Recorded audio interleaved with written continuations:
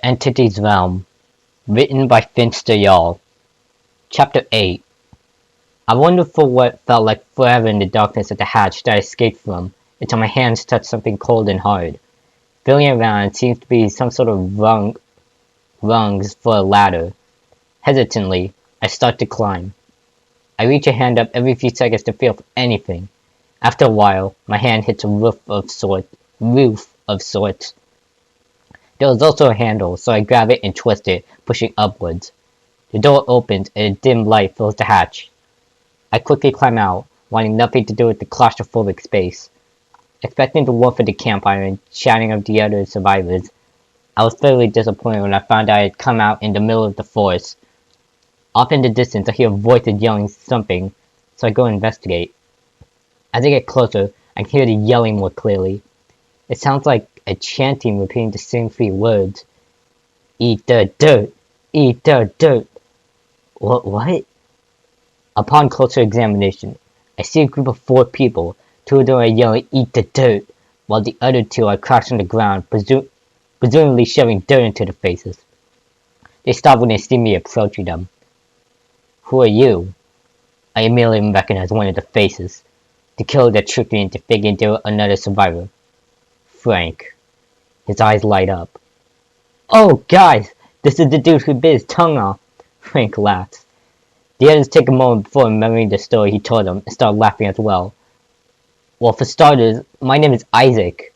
I frown slightly, uncomfortable at the mention of what happened during that trial. Frank stops laughing, attempting to hold back any further laughs. "Well, Frank, you know me, but I'm Frank." Oh my god, I'm an idiot. "Well, Isaac, you already know me, but I'm Frank. This is Julie, Joey, and Susie." He points at others as he's saying their names. "And we're the Legion." "The Legion?" "Yeah, that's a group name."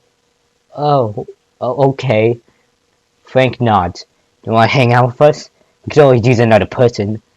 I don't know, I mean, I'm a survivor and you guys are killers." "It's alright. It's the worst that could happen." Julie grins. I was very unsure. Becoming friends with the people that hunt us? The other survivors will probably not be happy. Alright. Frank smiles, seemingly happy with my answer. "Well, if you're going to join us, we should probably have an initiation of sorts." Initiation? The 4 killers form a circle, whispering suggestions to each other until they come up with a conclusion. They all turn to face me. "As initiation, you will have to kill the other survivors in the next trial you have, but one of us has to be the killer for the trial, so that we can make sure you can do it. That you do it." "Wait, you want me to kill the other survivors?" I regret agreeing to hang out with them. "Well, yeah. How else are you going to join us?" Julie smiles. The other survivors, though, I'm friends with some of them. I don't want to ruin the trust they have for me." I frown. We could get you a mask," Susie pipes up. "That way, they don't know who you are, and you can still be friends with them." What can I get a mask, though?" As if on cue, a spider-like limb comes down from the sky. Tied to it is an iridescent blood-red package. The string comes loose and the package falls into my arms. A present? I examine it curiously, turning the box in my hands. "You should open it." I hesitantly open the box. Inside is a mask and a knife. The mask has a deep-faced smile on it, similar to Frank and Julie's. The knife is a large hunting knife, with strange markings etched into the handle. I shake the box, checking to see if there's anything else in it. Something moves, clinking as if it were coins. I move some of the paper inside the box to find a small leather bag. Inside the bag is a small amount of blood-red coins. What are these? I take one out of the bag to examine it. "Oh, those? No clue. But the other killers seem to toss it into the fire and get cool stuff in return," Frank explains. I nod, putting the coins back into the bag. I should probably head back to the survivors' campfire. They're probably wondering where I am. The group nods. I start my walk back to the campfire. I see the light in the distance and speed up my pace before stopping. What am I going to do with the mask and the knife? I look up towards the sky. Hey, entity dude, could you hold on to these until the next trial? I ask out loud. Nothing happens. Of course, it was a stupid idea to ask. At least that's what I thought until one of the claws came down from the sky and took the mask and knife. I continue into the clearing with the fire.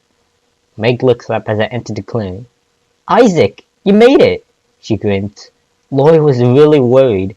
You were taking such a long time to come back. Yeah, sorry. I rubbed the back of my neck. I got a little lost. I also got these coin-like things. I hold up the bag of coins. What do I do with them, though? Although I already know because Frank told me, I have to ask in case I seem suspicious. Oh, you can toss them into the campfire and you get stuff in return. Like this. She fishes a few out of her pocket and tosses them into the fire.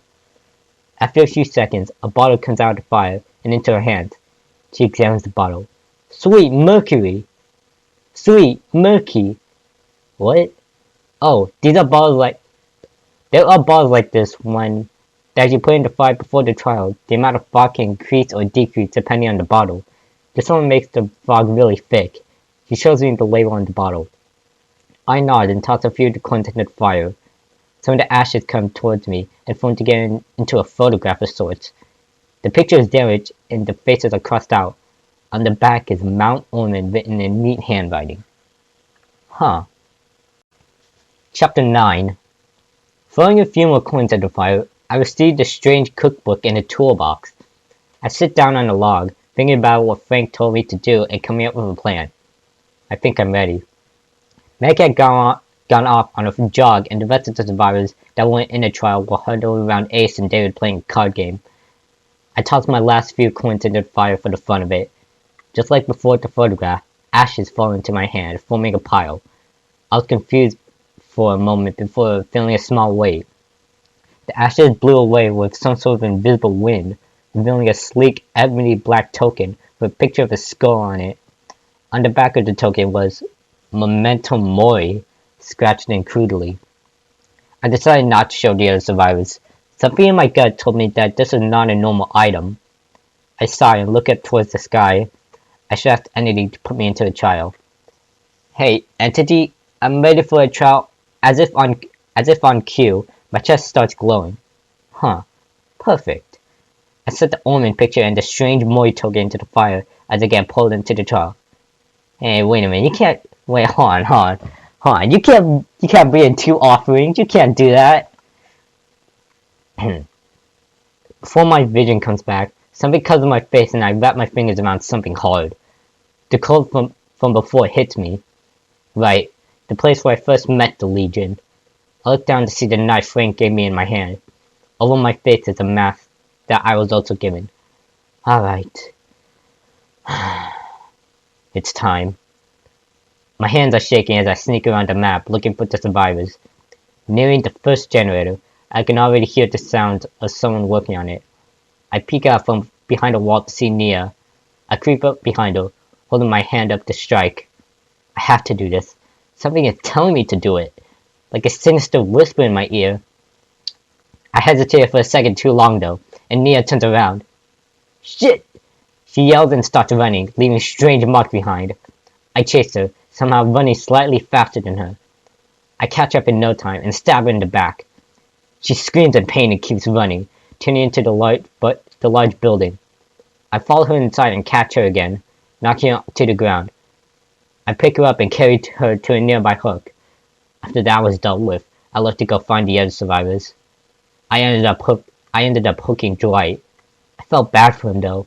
This helped me a few trials ago and now I'm killing him. Eventually, I run into Frank. I look around to check for other survivors before approaching him. Yo, he waves at me. Am I doing good so far? I ask, unsure. Yeah. You have to kill him though. Only hooking them won't suffice. I nod and hear a generator go off nearby. That's your cue then. Go get him. Frank dismisses me, and I head in the direction of the generator. As I get close, I see the strange scratch marks again. I follow them and run into Nia. Again? She runs angrily and runs, me right on her heel. I ended up catching her again. She falls to the ground with a scream. I go to pick her up, but I hear whispering. Something telling me to kill her, stab her, and get it over with. I take a shaky breath, and the whispers getting louder and taking over my thoughts. I grip the knife with both hands and stand over Nia. I stab her over and over again until I'm sure she's dead. The whispers stop. Wiping the knife off on my sleeve, I stand back up. 2 more survivors to go. The first survivor was Fang. I ended up killing her in the same way that I did with Nia. All that is left is Dwight. He still has 1 generator left to do before he can open the escape gates. Luckily for me, the last few generators are very close together. I patrol them, keeping an eye out for Dwight. As I finish my second round, I notice movements to my left. This is on Dwight's, and the rest of the story is in Dwight's POV. I know that there's 1 more survivor left other than me, but where are they? I look around cautiously. The killer's nearby, so I'm hiding in a locker. Can't find the last one. I hear a voice to my right. Looking over, I see the killer and another guy. Is that another survivor? What does he mean by last one? No, the killer answered in a strange, familiar voice. I can't find him. Have you checked outskirts of the trial? This is your kill, not mine. The other guy gives a small, dismissive wave. He shouldn't be that hard to find. I know, but the killer reaches up for the mask. I don't think I'm ready for this. I killed the other 2 already. They take off the mask. Wait. Isaac? Chapter 10. Isaac? A voice sounds from next to us. I quickly turn my head to see Dwight. Great. You're the killer? He's shaking with fear. Yes, I'm the killer. I sigh and step towards him. He backs up into the locker he had been hiding in. But I had to, and I have to do this. I corner him inside of the locker. I'm sorry, Dwight. I look over to Frank. I did it. Good. He hums. The trial hasn't ended though. That's because you're still alive. So I have to die? Frank nods. I roll my eyes. Of course. What if I just go through the hatch? He shrugs. I don't see an issue with that. He gestures to the open hatch in the distance. I go and jump through it, finding my way out of the tunnel again and coming back into the forest. Frank and the others are already waiting for me on the other side of the hatch. Well, Isaac, welcome to the Legion. Frank holds out his hand. I go to shake it, but get a small zap on my hand. I pull my arm away quickly as the group in front of me starts laughing. What was that for? I ask, shaking the feeling away from my head. Frank shrugs, breathing hard from laughing too much. Just for fun. You should have seen the look on your face, though. He laughs a little bit more. Hey, guys, Julie speaks up. I think you have 1 last part of initiation left. The others stare at me for a moment before slowly nodding and looking at me with evil looks. Oh no. I attempt to find my way back to the campfire. The taste is still lingering in my mouth. Yes, dirt. They made me eat dirt. A yellow light flickers in the distance. I head towards it, expecting to come across the other survivors. Instead, I find myself face to face with none other than the killers. There's only a few of them there, sitting around a campfire. The Wraith, a strange-looking guy in a white lab coat. A teenage girl with long black hair covered only in bandages, a tall woman wearing a bunny mask, and another tall woman dressed in some sort of robes and a metal headdress. They all stared at me, showing a little bit of confusion in their expressions. Except for lab coat guy, who looked strangely excited. Hello? I awkwardly waved to the group. The Wraith stands up, seemingly shocked. You're a survivor. How are you here? I don't know why I said that like I'm scared. It's the Wraith. The other killers seem alarmed at what he said. I don't think I am anymore. I joined that group, the Legion. I killed the other survivors in my trial. The Legion? The bunny-masked woman asked in a thick Russian accent. They're recruiting survivors now? How did the entity even allow you to join our side? I'm trying to speak in a Russian accent, just so you know. I shrugged. I still don't have any clue how I ended up in this place. I don't know why it let me switch to being a killer. The others seemed to relax slightly. Well, if you're going to be on the same team, we might as well introduce ourselves. I'm the Wraith, but you can call me Philip. The Wraith holds out his hand. I hesitantly shake it. Isaac. Isaac? This is the doctor, or Dr. Herman. Said the male waves to me, small sparks coming off of his hand. And this is Rin. The other survivors know her as the Spirit. Philip gestures to said girl. She gives a small smile and waves. Some of her limbs are off but floating in place. This is Anna, the Huntress. She's very clingy to the other young killers. Anna smiled towards me. She definitely gives off very motherly vibes. And this one, we don't know her name yet. She's new here. Philip points me to the tall woman with the headdress. One half of her face looks burnt, decayed, and she doesn't give off a very good smell. All she keeps introducing herself as is the plague. She also doesn't talk much, and when she does, it's in a language we can't seem to understand.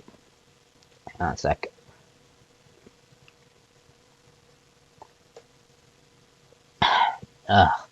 Reading can make me so dehydrated. I apologize. I nod and wave to the group of killers. Is this all of you? I know there was someone else. The hillbilly? And I was told there was more. I asked Philip. Oh no, they're probably off in their own maps or in trials. Their own maps? Yeah, the entity gave us their own places to go to, for when we're not in trials. Although to some of us, our maps are places we're not very fond of, so we hang out here by the fire. For example, Vin and I's maps are places where bad stuff happened to us before he came here. I nod. So does that mean I have my own map? Philip thinks for a moment. Probably not, since you joined the Legion. You'll probably just have their map. If you walk that way, he points to a gravel path. It should lead you to your map. It won't lead me to anybody else's map? He shakes his head. No, only the one you're supposed to go to. I nod and start towards the path.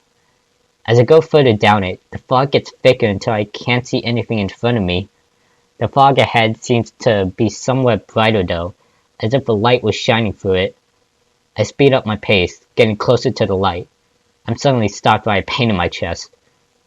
Another trial. Alright people, I think I'm going to stop reading for now.